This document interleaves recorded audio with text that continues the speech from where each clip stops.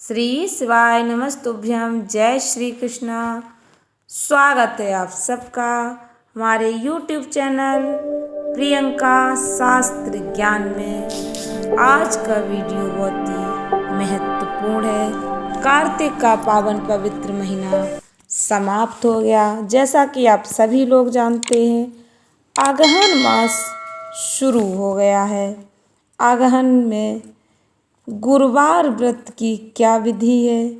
अगहन में गुरुवार का व्रत रखने से माता लक्ष्मी किस तरह अपने भक्तों पर प्रसन्न होती हैं और उनका घर धन धान्य से परिपूर्ण कर देती हैं। वीडियो को ध्यान से सुने, एक एक बात बहुत ही महत्वपूर्ण होने वाली है। मार्गशीर्ष माह के बारे में पद्म पुराण में क्या लिखा है, सब जानेंगे। वीडियो में आगे बढ़ने से पहले कमेंट बॉक्स में जय श्री कृष्णा, जय माँ लक्ष्मी अवश्य लिखें। चैनल पर पहली बार विजिट हुए तो चैनल को सब्सक्राइब करके बेल आइकन अवश्य दबाएं। वीडियो में संपूर्ण सरल विधि के साथ माता लक्ष्मी को किस तरह आप प्रसन्न कर सकते हैं, सब बताएंगे। वीडियो को ध्यान से सुने।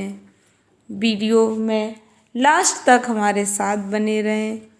आपको एक एक बात समझाने का पूरा प्रयास करूंगी। अगहन मास का हमारे धर्म शास्त्रों में कितना महत्व है, सब जानेंगे। अगहन जिसे मार्गशीर्ष का महीना भी कहा जाता है, गुरुवार के दिन माता लक्ष्मी जी का पूजन करने से, माता लक्ष्मी जी की स्थापना विधि विधान से करने से माता लक्ष्मी अपने भक्तों पर प्रसन्न होती हैं और सदैव उनके घर में विराजमान हो जाती हैं। इसीलिए मार्गशीर्ष माह में गुरुवार के दिन श्री हरि विष्णु के साथ माता लक्ष्मी की पूजा आराधना की जाती है। इस दिन व्रत रखकर माता लक्ष्मी की पूजा आराधना करने से माता अपने भक्तों पर प्रसन्न होती हैं। पूजा की तैयारी बुधवार शाम से लेकर गुरुवार शाम तक की जाती है। इसे गुरुवारी पूजा कहते हैं। हर घर के मुख्य द्वार से लेकर आंगन और पूजा स्थल तक चावल के आटे के घोल से आकर्षक आकृतियां बनाई जाती हैं। इन आकृतियों में माता लक्ष्मी जी के पांव विशेष रूप से बनाए जाते हैं। संध्या होते ही माता लक्ष्मी जी के सिंहासन को आम, आंवला और धान की बालियों से सजाया जाता है। कलश की स्थापना कर माता लक्ष्मी जी की पूजा आराधना की जाती है। पद्म पुराण में यह व्रत गृहस्थ जनों के लिए बताया गया है। इस पूजा को पति पत्नी मिलकर कर सकते हैं। अगर किसी कारण पूजा में बाधा आ जाए तो पूजा औरों से करवा लेनी चाहिए और खुद उपवास अवश्य करें। उस गुरुवार को गिनती में ना लें। अगर किसी दूसरी पूजा का उपवास गुरुवार को आए तो भी यह पूजा की जा सकती है। दिन या रात में पूजा की जा सकती है। आप यह पूजा दिन में भी कर सकते हैं और शाम में, रात्रि में भी कर सकते हैं। दिन में उपवास करें, रात में पूजा करने के बाद भोजन किया जा सकता है। इस व्रत कथा को सुनने के लिए अपने आस पड़ोस के लोगों को, रिश्तेदारों को, घर के लोगों को बुलाएं। व्रत कथा को पढ़ते समय शांति बनाए रखें। एकाग्रचित्त होकर भगवान का ध्यान करते हुए, माता रानी का ध्यान करते हुए कथा पढ़ें। गुरुवार को सुबह ब्रह्म मुहूर्त से ही माता लक्ष्मी जी की भक्ति भाव के साथ पूजा अर्चना की जाती है। इस दिन ब्रह्म मुहूर्त में जागकर जल्दी स्नान करके माता रानी की पूजा आराधना की जानी चाहिए। यदि आप ब्रह्म मुहूर्त में नहीं जाग पाते हैं तो शीघ्र जागने का प्रयास करें।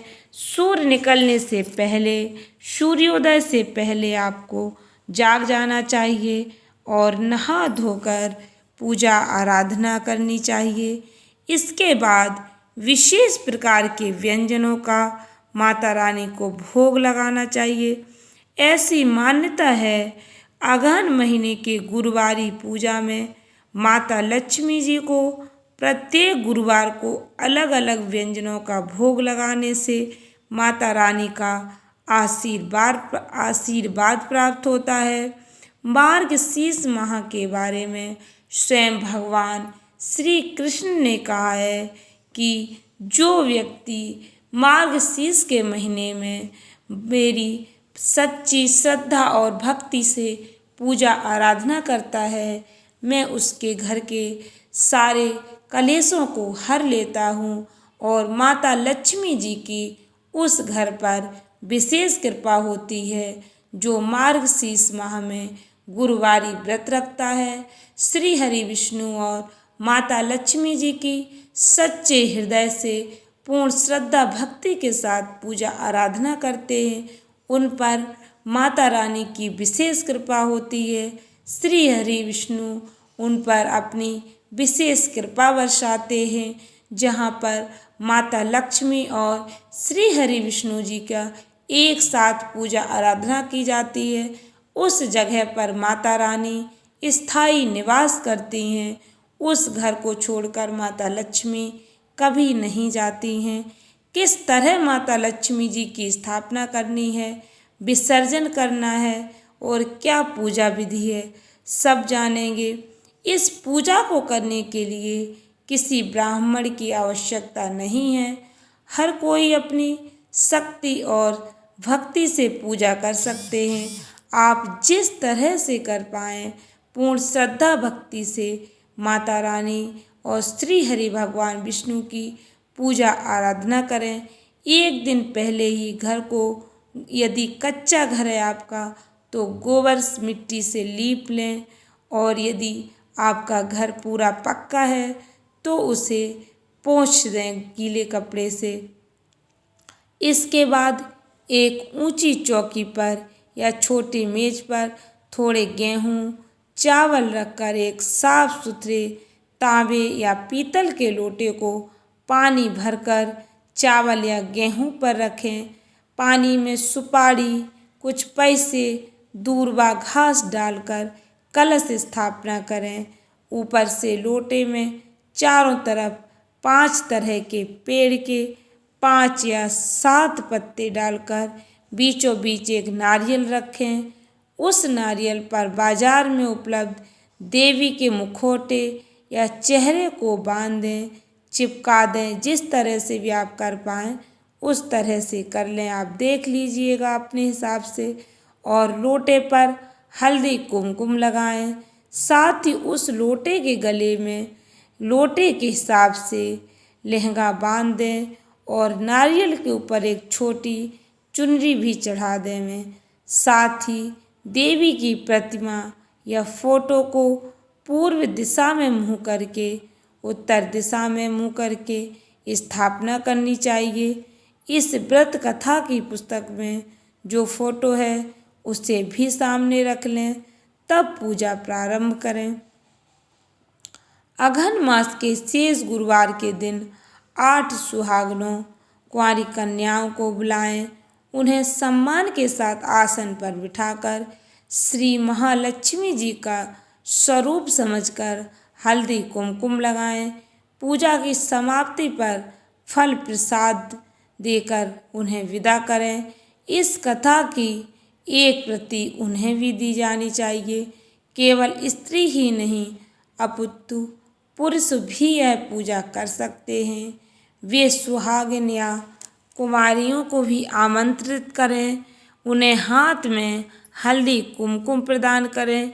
व्रत की कथा की एक प्रति देकर, एक व्रत कथा की किताब देकर उन्हें प्रणाम करें। पुरुषों को भी इस व्रत कथा को पढ़ना चाहिए। जिस दिन व्रत हो उपवास करें, दूध फलाहार करें, खाली पेट ना रहें।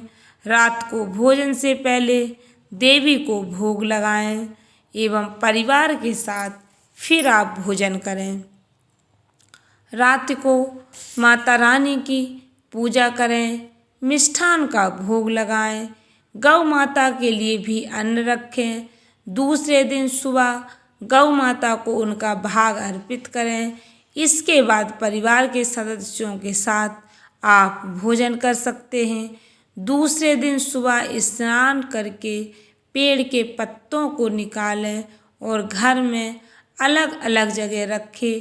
पानी को समुद्र, नदी, तालाब, कुएं, तुलसी की क्यारी में डाल दें।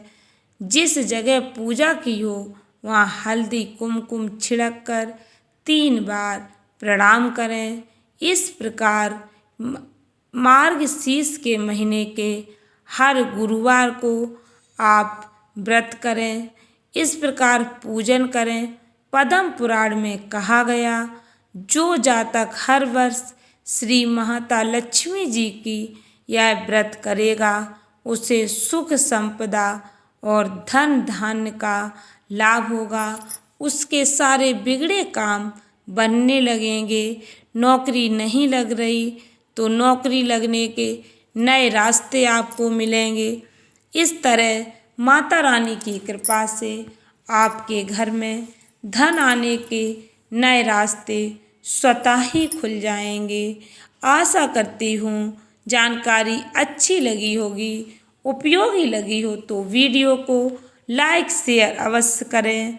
चैनल पर पहली बार विजिट हुए तो चैनल को सब्सक्राइब करके बेल आइकन अवश्य दबाएं। धन्यवाद भक्तों। श्री शिवाय नमस्तुभ्यम। मिलते हैं अगले वीडियो में नई जानकारी के साथ।